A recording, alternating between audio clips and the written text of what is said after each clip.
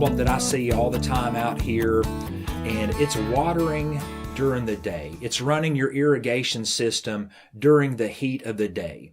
Now, it's very counterproductive to do that, and I know there's some reasons that people do it. When I've asked somebody why they have their irrigation system set up for 3 p.m. or something like that, even 5 p.m., they say, well, I've seen the golf course do it, or I see the sports field watering in the middle of the day, so I figure that must be the right thing to do.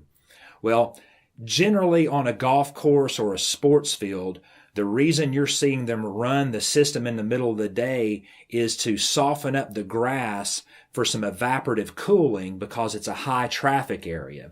And if people are walking on the grass and it's slightly crunchy, it's going to break the blades. But I promise you, in all those situations, if the water manager knows what they're doing their real irrigation in the early morning hours before the sun comes up.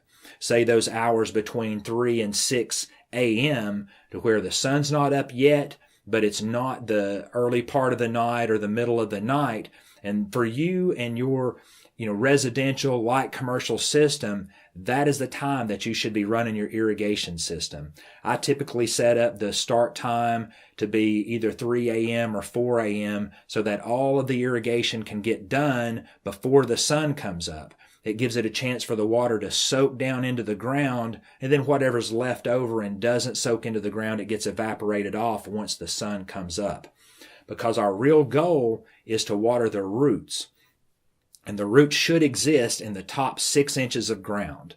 Okay, so typically turf doesn't absorb hardly any of its water through the blades. Less than 3 to 5% of its total water intake comes from the blades. That means that we really have to be concerned with what's going on at the root level.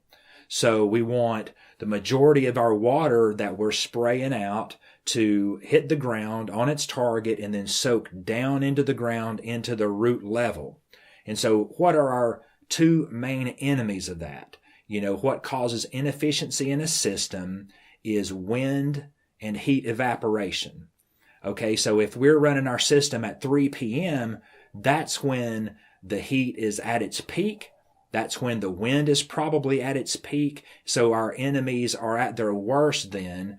And the reason that we try to run it between 3 a.m. and 6 a.m. in the morning is that's when the temperature is at its lowest of the day, and that's when the wind is at its lowest. Wind is usually caused by the heat of the sun.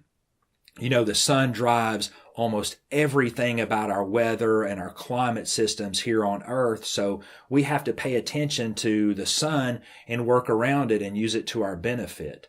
Okay, so let's look at some screenshots that I've taken here from Weather Underground, which is my favorite online weather site. It gives very accurate predictions, and also it gives you some charts that you can look visually at what each day is going to look like and what the week looks like. And as we look here, at a smaller screenshot of just a day or two, we see that the red line is the temperature, and notice that it's at its lowest in the early morning hours before the sun comes up. And the little blue line that has arrows on it, that's the wind. And if you'll notice, it's at its lowest in those early morning hours before the sun comes up. So that means that's the optimal time for us to run our irrigation system. It's going to be the most efficient.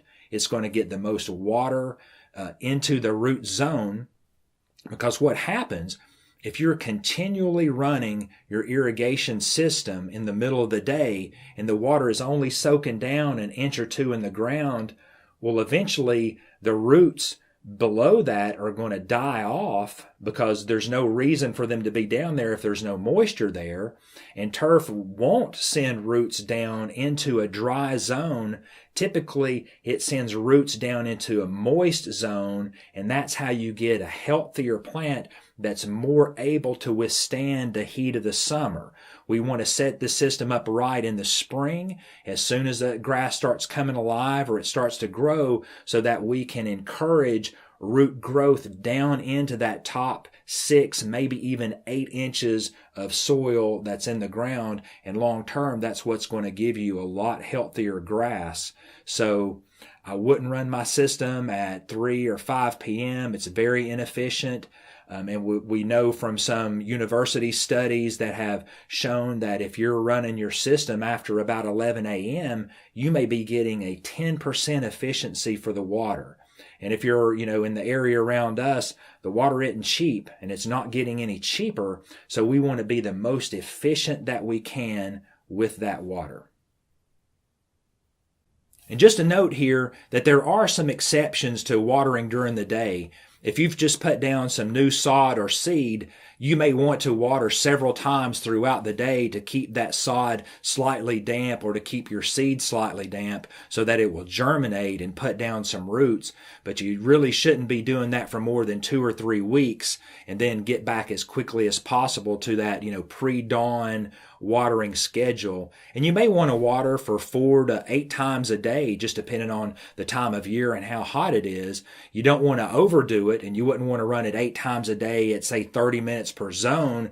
Then, the water would soak down and the ground would be so mushy, and when you'd walk across it, then your sod would dry with, footprints in it and all that. So that wouldn't work out so great. But just wanted to let you know that there are some exceptions to this.